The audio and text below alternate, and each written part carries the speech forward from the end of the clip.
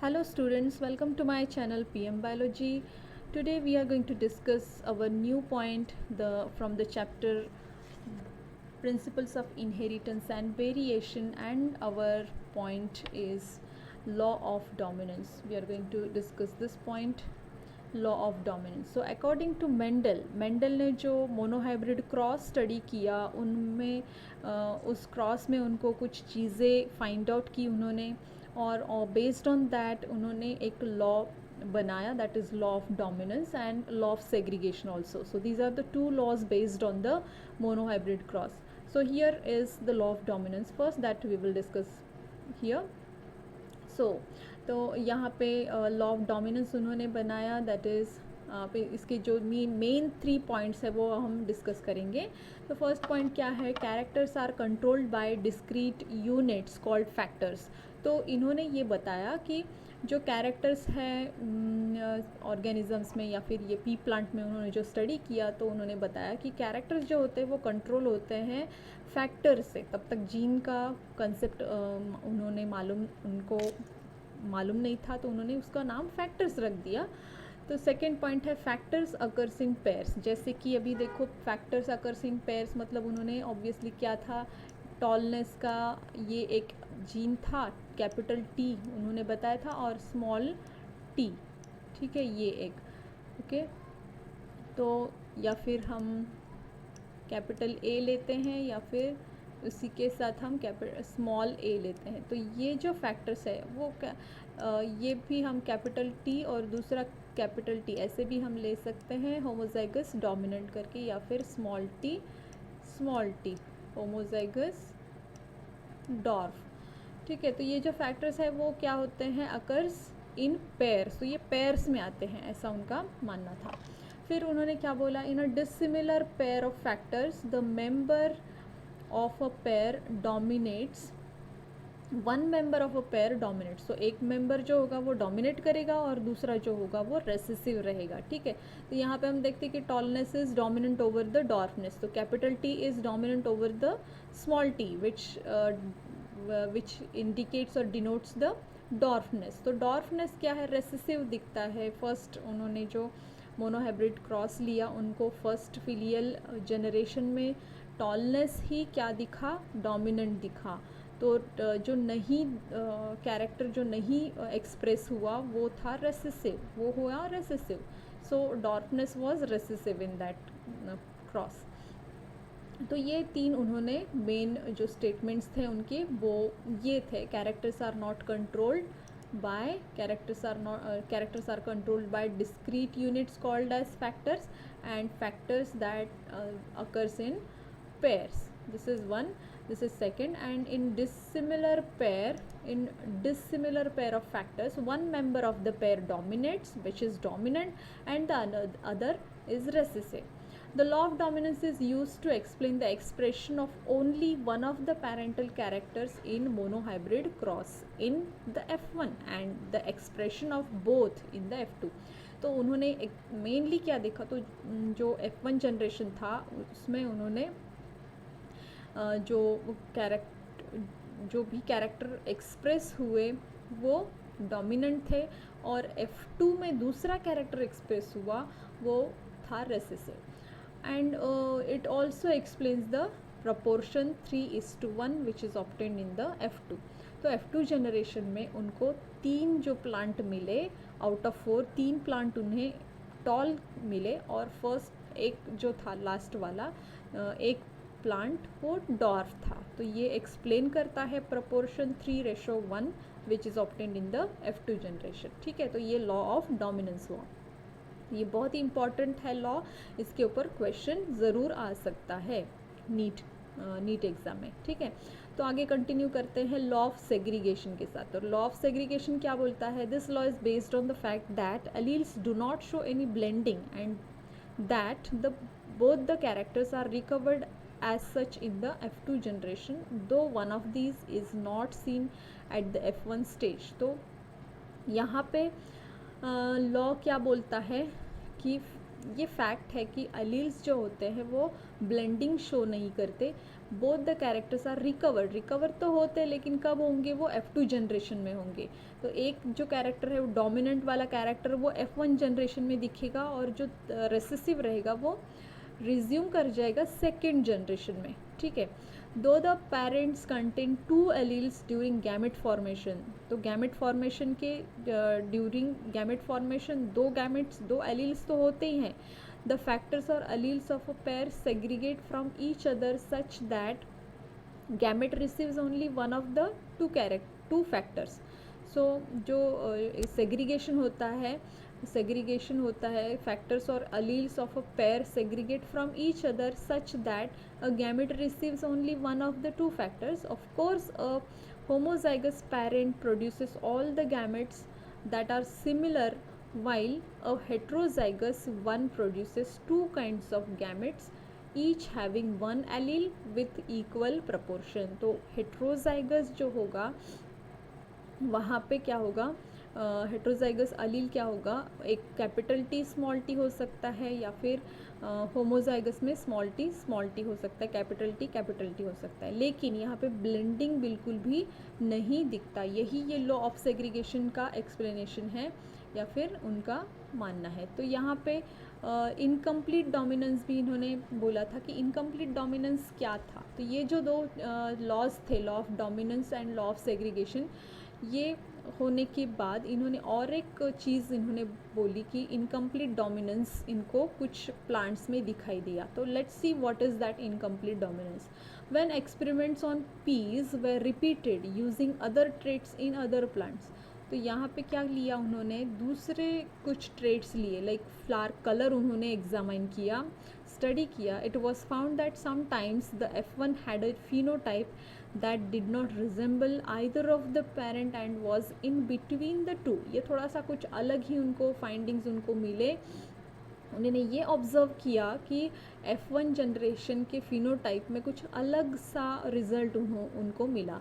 तो यहाँ पे देखिए आप डायग्राम में आपको दिख रहा है कि ये पेरेंट जनरेशन है, पी जनरेशन मतलब पेरेंट जनरेशन. ये वाला जो है फ्लावर रेड कलर का, तो ये डोमिनेंट है, capital R homozygous dominant red flower है. यहाँ पे दूसरा है वाइट फ्लावर जिसके जीनोटाइप्स है स्मॉल आर.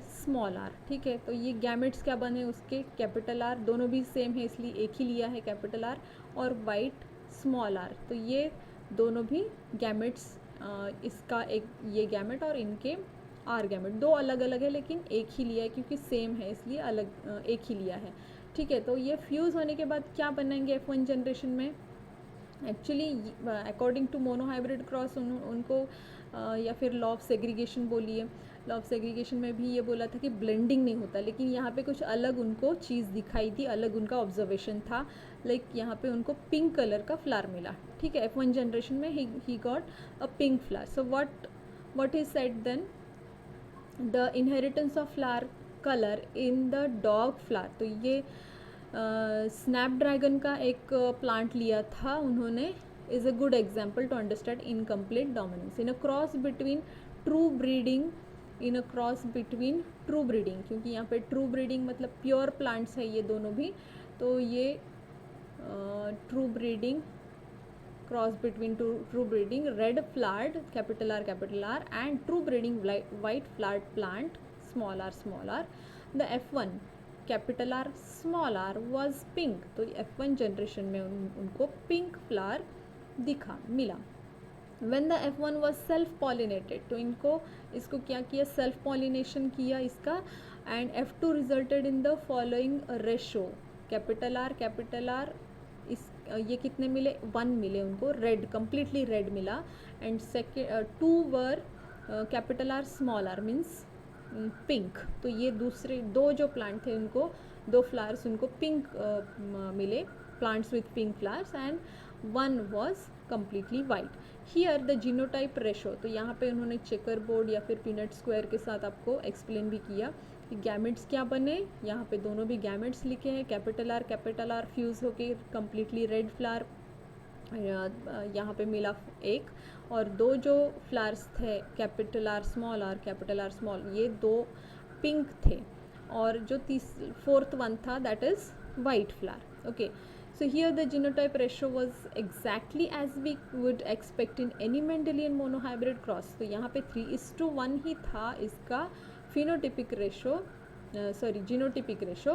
जीनोटाइप सेम था लेकिन फिनोटिपिकली उनको क्या मिला, एक रेड, 2 पिंक और 1 वाइट, ऐसा उनको अलग रेशो फिनोटिपिक रेशो मिला.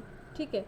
So here what we but the phenotype ratio had changed from 3:1 dominant recessive ratio.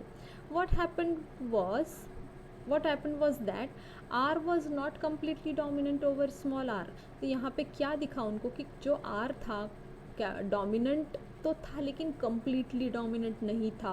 किसके ऊपर, स्मॉल आर के ऊपर. ठीक है. तो स्मॉल आर मतलब वाइट फ्लावर के ऊपर कम्प्लीटली डोमिनेंट ना होने की वजह से ये खुद को कम्प्लीटली एक्सप्रेस नहीं कर पाया. इसलिए वो जो 2 प्लांट्स थे वो प्लांट किसके साथ आए, पिंक फ्लावर के साथ आए. ठीक है.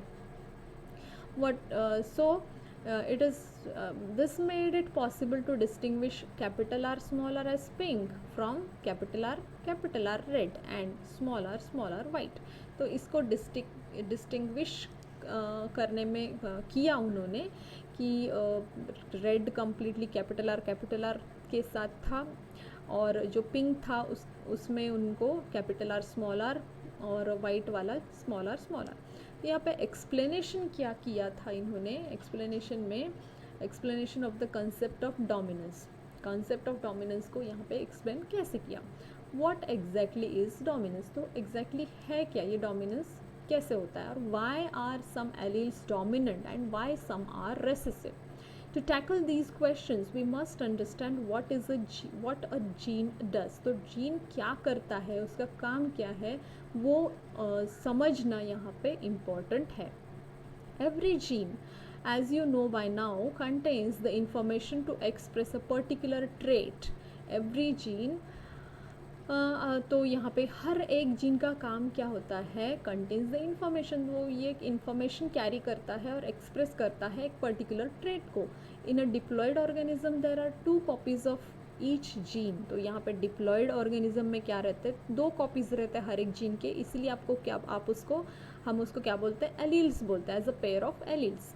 तो एक क्रोमोजोम में, होमोलॉगस क्रोमोजोम में 2 सेम पोजीशन पे 2 जीन्स होंगे, 2 अलग अलग ये एक्सप्रेस सेम ट्रेट को एक्सप्रेस करेंगे लेकिन जो उसके कैरेक्टर्स होंगे वो इंफॉर्मेशन अलग अलग होंगे. मतलब टॉल, डॉर्फ, कलर में पर्पल, वाइट, ऐसे. ठीक है. Now these 2 alleles need not always be identical as in the heterozygote. तो यहाँ पे ज़रूरी नहीं है कि दोनों भी सेम हो, आइडेंटिकल, जैसे कि होता है हेट्रोजाइगोट्स में. One of them may be different due to some changes and that it has undergone which modifies the information that particular allele contains. तो ये चीज़ यहाँ पे क्या हुई कि मॉडिफाई हो सकता है. One of them may not be different due to some changes. तो कुछ चेंजेस हो जाते हैं उसमें, चेंजेस आ जाते हैं जिसको हम बोलते हैं modification in the information that particular allele contains. तो इसमें कुछ मॉडिफिकेशन आने की वजह से वो जीन खुद को एक्सप्रेस नहीं कर पाता या फिर जो भी उसका काम है, अगर वो अगर एंजाइम प्रोडक्शन है, एंजाइम सिंथेसिस है, तो एंजाइम को सिंथेसाइज नहीं कर पाता या फिर उतना इफ़िशिएंट एंजाइम नहीं कर पाता. या फिर थर्ड पॉसिबिलिटी ये भी हो सकती है कि कंप्लीट वो एंजाइम होता ही नहीं है, फॉर्म ही नहीं हो पाता. तो let us take an example of a gene that contains the information for producing an enzyme. तो यही एंजाइम का एक एग्जांपल यहाँ पे दे के इन्होंने एक्सप्लेन किया है. Now there are 2 copies of this gene, the 2 allelic forms. Let us assume, as in more common, that the normal allele produces the normal enzyme that is needed for the transformation of the substrate S. तो अगर suppose एक gene लिया हमने और इस एक gene का function क्या है, एक एंजाइम प्रोड्यूस करना. तो ये अगर प्रोड्यूस नहीं हो पाता उस जीन की वजह से, अगर ये प्रोड्यूस नहीं हो पाता, या फिर एलील ले लो आप, एलील एक एलील है जो एंजाइम को प्रोड्यूस नहीं कर पा रहा है, और यही एंजाइम को का काम क्या होता है, किसी सबस्ट्रेट को चेंज करना, है ना, प्रोडक्ट में चेंज करना। तो ये एंजाइम अगर ये एंजाइम मॉडिफाई हो एलील मॉडिफाई हो गया, could be responsible for the production of the normal or less efficient enzyme।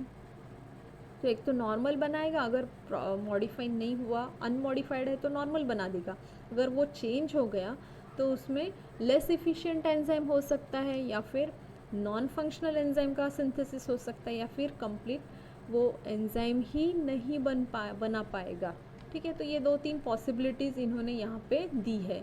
अगर वो एलील मॉडिफाई हो गया, चेंज हो गया, कुछ माइनर भी चेंजेस उसमें आ गए, तो वो उसका फंक्शनिंग प्रॉपरली नहीं कर पाता।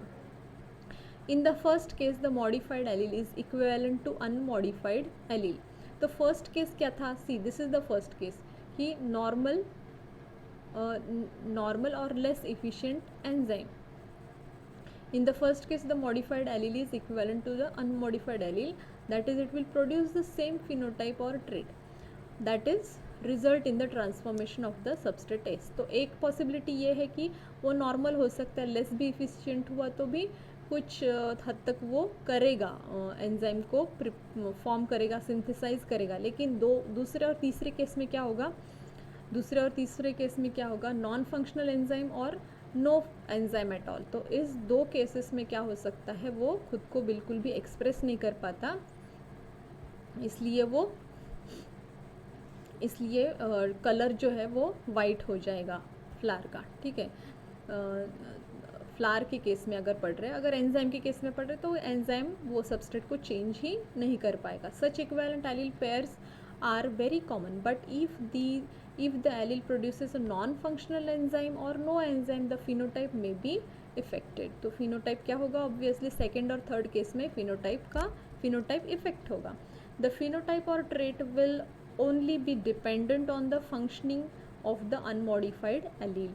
तो phenotype या फिर trait will only be dependent, तो किस पे डिपेंड है, on the functioning of unmodified allele. Modified बिल्कुल भी नहीं, वो एज इट इज़ रहना चाहिए, और उसको उसका काम अगर प्रॉपरली कर रहा है तो फिर किसी भी जीन का जो एक्सप्रेशन है या फिर किसी भी चीज़ का प्रोडक्शन सिंथेसिस है वो प्रॉपरली हो जाएगा। अदरवाइज़ अगर वो मॉडिफाई हो गया किसी भी वजह से, किसी भी रीज़न से, तो ये उसका फंक्शनिंग प्रॉपरली कर नहीं पाएगा। इसलिए आगे जाके जो एक्सप्रेशन होता है या फिर फिनोटाइप होता है, वो phenotypes चेंज हो सकते हैं, which represents the original phenotype is the dominant allele and the modified allele is the generally recessive allele। तो इन शॉर्ट में क्या बोलना चाह रही हूँ यहाँ पे कि अनमॉडिफाइड जो होंगे, अनमॉडिफाइड मतलब उसमें कुछ भी चेंज नहीं आया एलील में, और वो ओरिजिनल फिनोटाइप को क्या करता है, एक्सप्रेस कर पाता है, दैट इज डोमिनेंट एलील।